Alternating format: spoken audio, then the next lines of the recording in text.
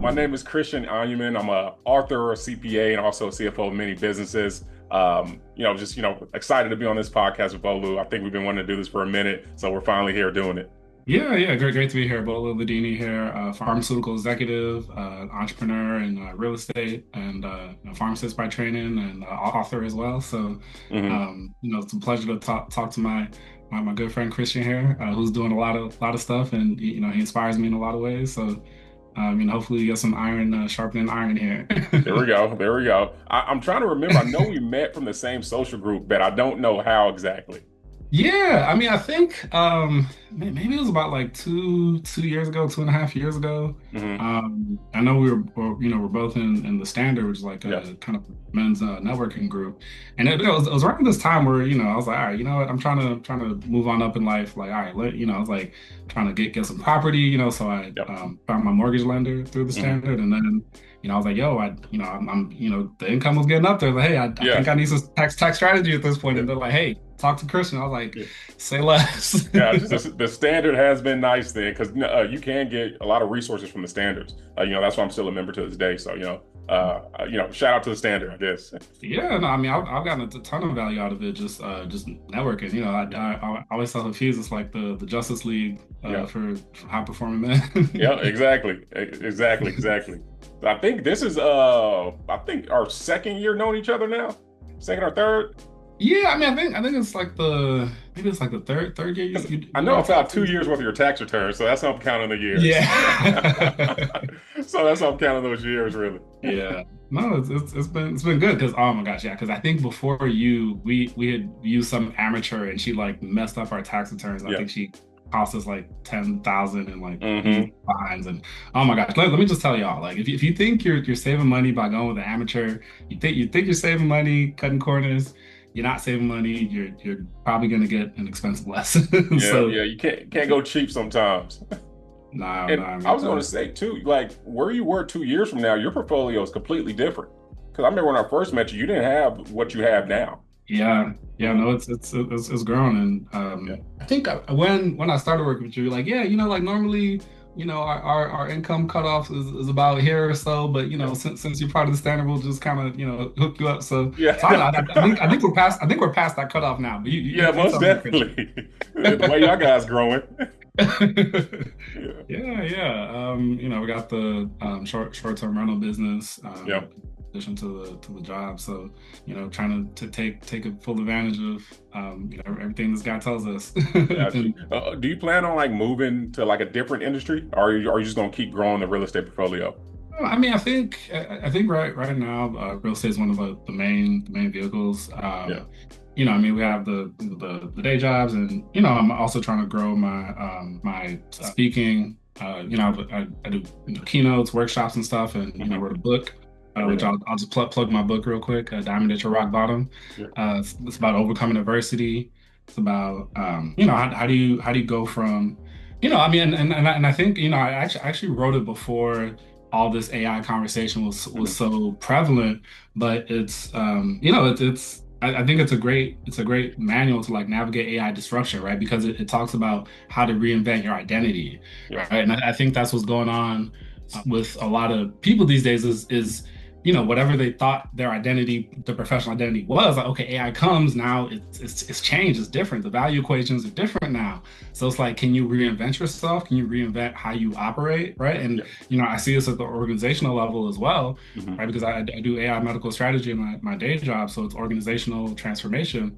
So you're talking about like redesigning workflows, reimagining how does the business work, and it's the same thing on the individual level of like reimagining your identity, like how do you work, right? So I don't know.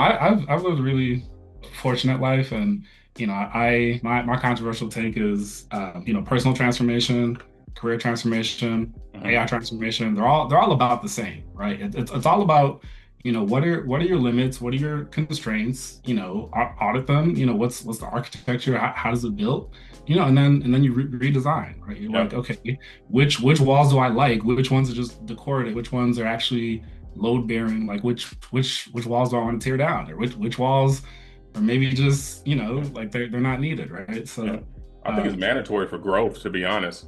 Because like I use this example, and then I have a question for you too as well. Like Yeah. during COVID, a lot of some industries were like they're just doing great numbers because like my therapist, they're 10x and not 10x, about 3x in their business, just in Mhm. revenue, just because it was just the nature of the industry. A lot of people needed their services. But one thing they didn't do after COVID, they didn't pivot. So some of those businesses now they went out of basically they're back working W-2 or they just stopped their business mainly because they did not pivot. So the question I have for you is like, how often do you pivot? Like, how often do you rebrand or reinvent yourself? Is that like a yearly thing, monthly, or every 5 years?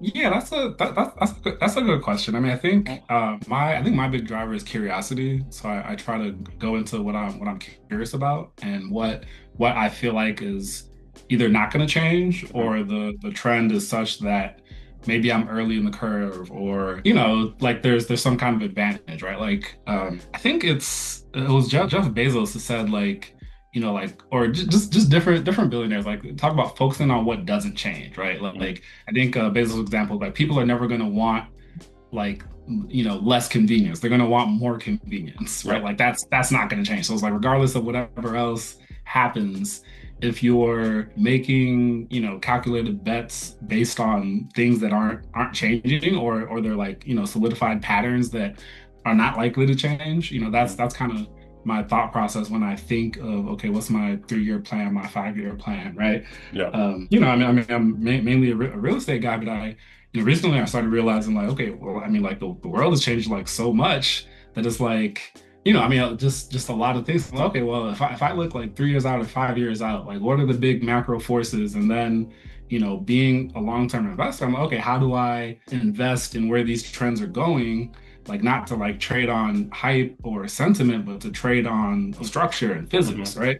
So as I'm thinking about, okay, what's my investment strategy going to be? It's like, okay, I want to trade on like physical reality of Mhm. like, okay, yeah, people say A and B, but okay, like I'm trading based on stuff that's not going to change or that's in Yeah, my favor, So I got you. So yeah, no, I definitely agree. I definitely agree. It sounds like yeah, you're just always auditing yourself so you can just stay with the times and stay ahead of the times. yeah, essentially. I mean, yeah, and then, that's kind of why I dove, kind of head first into AI a couple of years ago. But Gotcha. yeah, I'd love to hear about some of the stuff you're doing with AI because you were up on some agents It's when Yeah, it was kind of so it's like you knew a bit like you writing that book, it was just ahead of the time because you were already speaking about it. But I just kind of I started really leaning into AI last year when I was seeing all the articles and the things that I was doing for small businesses. So with me being a CFO and a CPA for a lot of companies, I'm looking for like, okay, how can my clients use, I'm always thinking about my clients. It's like, how can my clients use this to go make more money? Because usually if my yeah, clients make more money, our firm yeah, makes more money from it. yeah. So it's like, of course, I indirectly benefit from it. Mhm. But no, but seriously, like I'm thinking, like, how can they use these tools? So I started just practicing, like, okay, let me see what this software or these agents can do for my firm, and it's been a game changer. Like the way I layer my company, it's AI, then an outsourced team, where areas can apply, and then my U.S. accountants, and then me at the top. So there's layers. Like AI is a complete layer in our company that we're using to speed up our work. Still dealing with like the security aspects of it because you can't just throw people's tax returns in there with all their social. So we're still working out kinks before we officially launch it in our company. But this we're using it now to help like with basic things. So I'm a fan of it. I think it's the future. Yeah. Yeah, no, I mean, I think my biggest reason why I use AI so much, I was explaining to one of my cousins recently, is like you can always make more money, you can always get money back, but you can't get time back, That's right? true. But like the closest thing you can get to like getting time back is like saving time, right? It's like Yep. okay, I would have spent X amount of time on it, now I spent half that time. I get, Hmm. you know, 30 minutes back in my life, right? Yeah. So to me, it's kind of like the closest thing you can get to time travel, at least Yeah, currently. yeah, because you're buying back your time. So yeah, Not kind of back in speeding up time. that process. But yeah, I Yeah, think yeah. it's like I think Citibank they released an article basically saying that they have like 40,000 different AI agents that they're using. So banks they're like I'm just amazed at what these things are doing, and it does have a scary side too because I'm huge in the economy. I'm always watching about just how things are moving. I have not Yeah. seen this many layoffs from different businesses, from small business and also big businesses. ever. So it does have a scary side to it too as well. How do you feel about that?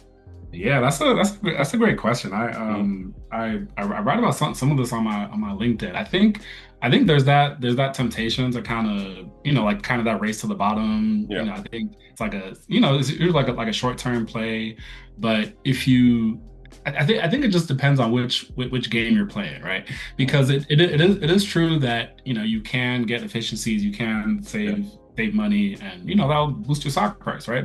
yeah, But to me, I always have a longer term view, and it's like if you look 5 years out, 10 years out, like the companies who kept their people, who redesigned their workflows, who figured out how to get amplification, right? Like I Mhm. heard somebody say we shouldn't call it artificial intelligence, we should call it amplification instrument, right? I was like, I totally agree, right? Because it's going to amplify whatever you bring to it, That's true. right? So I think, I think it's easy to automate yesterday. It's harder to innovate for tomorrow, Yeah. right?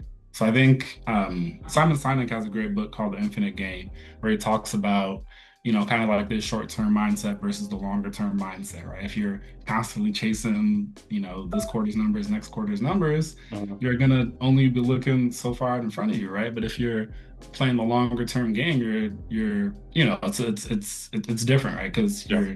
you're thinking further out. So I think these companies who kind of lean too much on automation, I think you're winning the battle to lose the war. People are the most important, like tech should serve people, Mhm. not the reverse, right? And what's the point of technology if it doesn't make people's lives better? Yeah. And that's I'll take the same approach because I don't think the human aspect as far as doing business or sales or just customer service, you need a human for that. Yeah. So at our firm, we're using to help kind of speed up that process. Because tax Yeah. season, like our tax season is kind of over for us. We got a couple taxes that we're filing, but now like I need to go sit down with every client. And we filed over 700 tax returns. So I need to go sit down with every client to basically say, okay, let's talk about your business now. That human aspect never leaves. It just kind of helps me do my analysis quicker. So when I go from client to client, I'm more prepared. So that's what I'm using it for. But I definitely agree with you. I don't think it erases. Well, it shouldn't be used to erase humans. It should just like the human ability to go communicate better. Yeah, yeah, and I look at it like you said, it's like another layer of delegation, right? Like Yeah, if if you think about it like 80/20, right? If you do like the first 10, you want the AI to do like that middle 80% to where, you or some other human can now come and finish that other 10%, right? So that's kind of how I look at it. So when you just cutting the humans out, a lot of times you read those stories, if you check back in a couple of weeks, it's like, oh yeah, they hired, X% of those people back. And, yeah, a lot of times it's a lot of backtracking and rehiring. So it's just like, all right, now you just kind of look dumb, yeah. Even those big businesses don't get it. They don't have it all together sometimes too. Like the IRS government, they fired, hired, then rehire them back again. So a lot of businesses they don't get it on their first try too. Yeah, yeah, Yeah. but yeah, I think I was reading. It all depends on how you use it because you can use AI to accentuate your humanity, right? Like to be able Mhm. to leverage that more. So Yeah. So, that's what I'm about. so what, and I'm curious, what type of AI are you using? Like, what's I guess your top two that you really like? I'm a big cloud guy. Hmm. I got into cloud probably maybe. I mean, I think I always kind of used it, but I was still on ChatGPT a lot. But I think beginning of the year, I was like, let me just if I just give it the same stuff, like let me see which one I like better, and then cloud kind of pulled ahead for me. Yeah, I think it's really great at like document creation, document editing. I'll have, long and forth, back and forth brainstorms with it, and, Hmm. it can spit out, 15, 20 page document without issues. Yeah. Another one, I mean, and Gemini is great for multimedia, Yeah. for sure. Okay. And yeah, and then from what I've seen, the image creation on the new ChatGPT is pretty good. Okay. Seems to, you know, Yeah. I be haven't tried the image at all, or the Gemini, so I got to try that out for ChatGPT for Gemini. yeah, yeah. And another one I kind of like just as like a second or third opinion is Grok. Like Hmm. just I think I feel like its reasoning capability is almost similar to Claude if you just Gotcha. because if you're working in one space, you're like, all right, I just want like a cold read. I just want a fresh take on That's it. whatever this is. Yeah. Okay, I never use it. Is Grok the Twitter? Is that what Elon Musk? Yeah, yeah. So Okay, okay. yeah. I So I got you. mean, Yeah, I haven't tried it yet. I haven't tried it yet. oh yeah. I mean, So, there's different ones, but yeah. I, it's just about which one's getting you results. Cloud is my number one, but I danced around. I was ChatGPT. I still use ChatGPT now because I like the way it picks up your dictation, like that you're speaking. So I would Oh take that and I'll probably dump it in Cloud or somewhere. yeah. But all my accountants, we have Perplexity, just so like if they have like a question or maybe they're doing some type of study, they use Perplexity to kind of help with their research, and it's a game changer. Yeah. Because this is my ninth going on, yeah, my ninth tax season. I didn't have Perplexity at the beginning when I had a question that I wanted to get answered. So my account is they're all equipped with Perplexity. That gives them like the ability to think like a CPA. So Yeah. I like that. Those are my two favorite. No, Perplexity is good. I actually use their browser actually. So Yeah. if I just like search something up, it'll default to Perplexity. Yeah, man, this world's changing because it's usually Google, right? But now, Yeah. I mean, I was on Chrome for quite a while. yeah, Have it's you gotten into crazy. Cloud Code yet, or not so much with Cloud Code? Oh no, not Cloud Code. Haven't got into it. Planning on looking more in the summer. Just trying to get through this tax season and do some maintenance on the company, and then I'll be back in my AI studies again. Yeah, it's because it takes a while, man. I go into a deep rabbit hole trying to like figure out, okay, what do I need to do? How does this work? So I'm reserving that. I'm taking a break for a minute.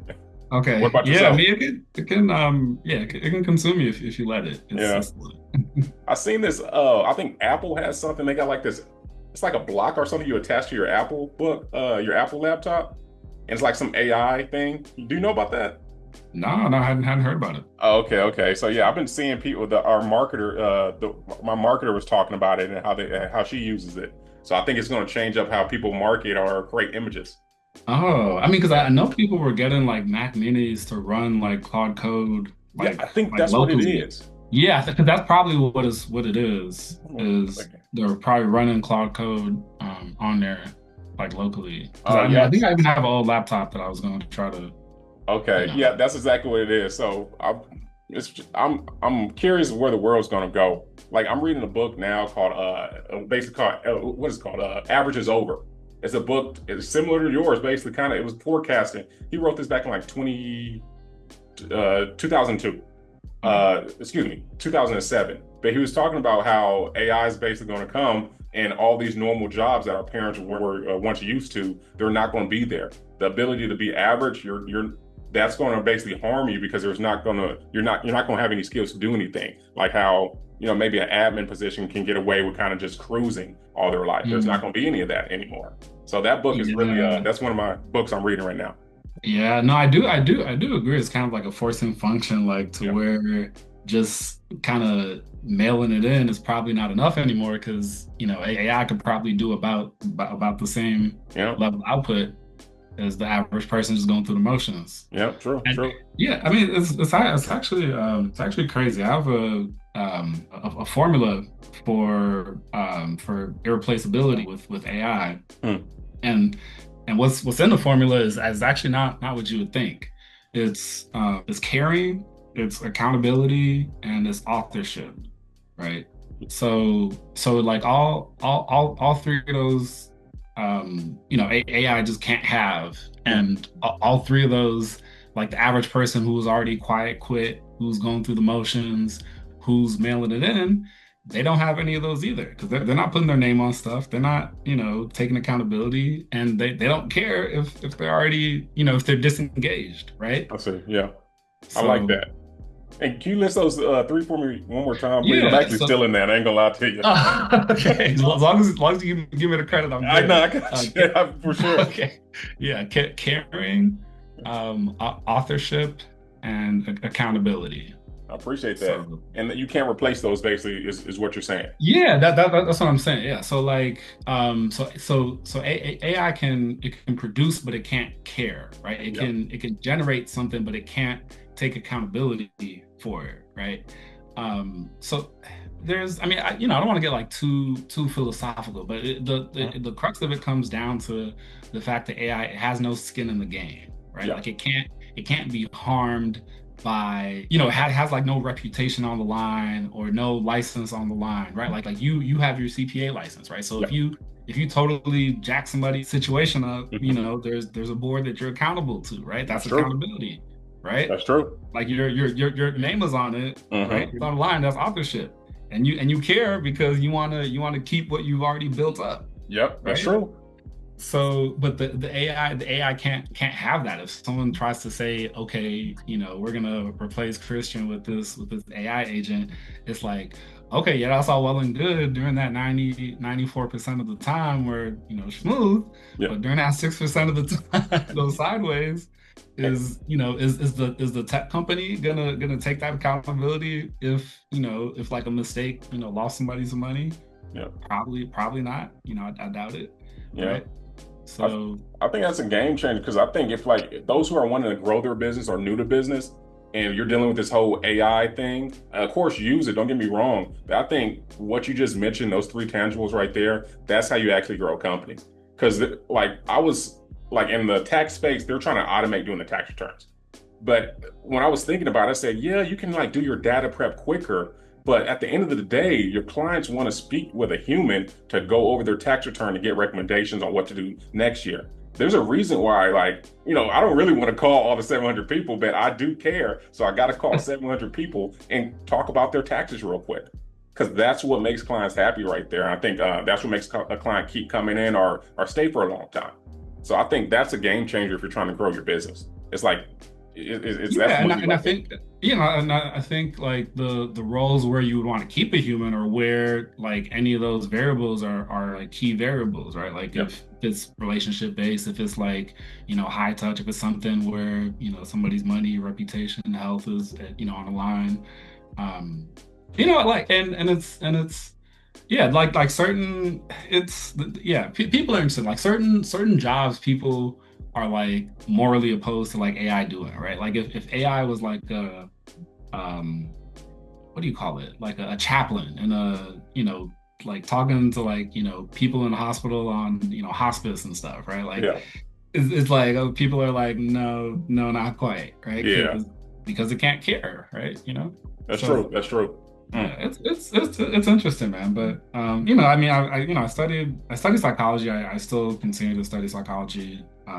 You know, I keep, you know, learning new things, and you know, I like working in AI is interesting because AI is trained off of human knowledge, right? Uh-huh. It's trained on human history, right? So it's like all of our own kind of human quirks, like the AI picks up, you know, or Yeah. you know, all of our biases it can pick up, and all these things. So it's interesting, but definitely want to be leveraging AI and not, you know, be a victim of it. Yeah. You know, I think yeah, I gave a speech maybe like 6 months ago, and I think a lot of it just comes down to agency, right? Like just moving first, you know, deciding who you're going to be, what you're going to be, you Hmm. know, let the world respond to that, not just responding to whatever the world, you know, throws at you, you know. Yeah. Gotcha. So basically, just as soon as you have that thought, is just taking action, or what's that process look like? Yeah, I mean, sure. Yeah, I think, man, I saw a really good breakdown on the concept of agency or high agency. I think, yeah, the main things, yeah, like definitely a bias for action. Hmm. Um, and yeah, it's about like the loop between, you know, insight to action to, you know, to updated belief to then, you know, updated action, right? Yeah. So yeah, I think it's like the degree to which you can direct your own outcomes or be the one acting, not reacting, you know. Yeah. Because I think I got a tendency of like it's in my head for a minute, and then I'm like, okay, I think I should take some action on this. Then I go take action because I just sometimes I got to think it through to make sure it's the right move. Oh, yeah, yeah. No, I mean, Yeah. you don't want to just act without thinking. Yeah. But Uh-huh. it's like you think to a point and it's like, all Yeah. right, you get to the point where thinking won't get you any more information and you need Sure. some data. It's Yep. like, okay, I Yep. think I gotta act now. Yep. Uh-huh. That's why I like because there was a thing that says what speed is success is speed. Basically, if you want to be successful at something, sometimes you just gotta when you have that thought, you gotta go act. You know, you gotta go act. But what I'm seeing lately now, a lot of these new because I speak with a lot of business owners each day, they're struggling to sit down for a long time and do the deep work. they're struggling. Like, we got the phones everywhere. Yeah, man. I'm, I honestly, I put my phone on do not disturb yeah, most of the, I try to, I don't know, like, but there's like unavoidable meetings, but like before like lunchtime, I'm not really trying to, talk to it, anybody. yeah, I'm locked in. I got this clock really, because I try to make a game of everything. I put it for 30 minutes, set it, and I'm just locked in. I'm not taking no phone calls, no nothing. Yeah, that's the only way I was able to write my book. I'm sure you probably can relate because I mean, 'cause to do something like that, you got to lock some time off Yeah, and get you it got to sit done. down, get your thoughts out. Yes. What else do you have going on? I guess I just, since we're talking about books, Yeah. breaking the IRS press, wrote the book, and it does have a nice little AI nugget in there, I'll say. But I wrote this book because, a lot of Americans are just struggling with IRS debt. It's a thing out there. You'll be surprised. People are, they are not paying their IRS bill or they don't have the cash to. So I wrote the book mainly because my dad struggled. He had a bad CPA when I was in college. Ended up paying over $1 million in payroll tax liability due to the, you always got to audit your CPA now, but due to the mistakes from the CPA. Just kind of dealing with that, I wrote the book so other Americans won't be in the same situation that my dad was in, that we had to finally climb out of, because it can do stress not only to the business, but also to the family household. So I wrote the book to help Americans basically solve their own IRS issues if they can't afford a CPA or or attorney who deals with these things. So, that was my passion and reason behind the book. And AI can help.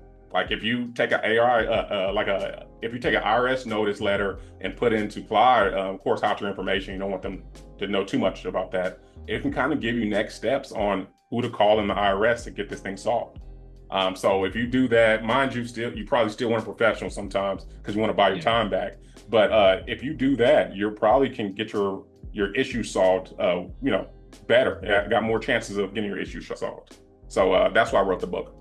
No, that's great because Mhm. yeah, you definitely don't want the IRS after you because It's, me, I try not to play with that. So yeah, some just people it's too nerve-wracking. Like you already got to run your business. You're already dealing with tenants coming in and out of your property. You don't want to deal with like the IRS is like, hey, you got to do this. Hey, you got to pay that. That's why I wrote the book to help just your typical American solve the IRS issues. So yeah. I got one last question. Are you Oh, writing for another sure. book soon? What's next for me? Yeah, I mean, so I could write another book, but I think I'm really focused on doing more speaking, more workshops. Yeah, I think I'm trying to get in front of some different audiences. No. Trying to create some content to eventually license it out. So yeah, trying to get in front of some some different audiences and Here we some go. channels. Doing some more speaking. But yeah, people can always find me at my website www. You can grab a copy of the book. You can subscribe to my email newsletter. It goes out every week. You can follow me on LinkedIn. I write a weekly newsletter every week about the future of work. Have almost 1,000 subscribers, so you can go ahead and check that out. Yeah, so it's been great. I appreciate you, Bolu. And for me, you can always go to my Instagram page, Christian_Onyemem, our website, cocpafirm.com. You get access to the book and also services too as well if you need a CPA firm.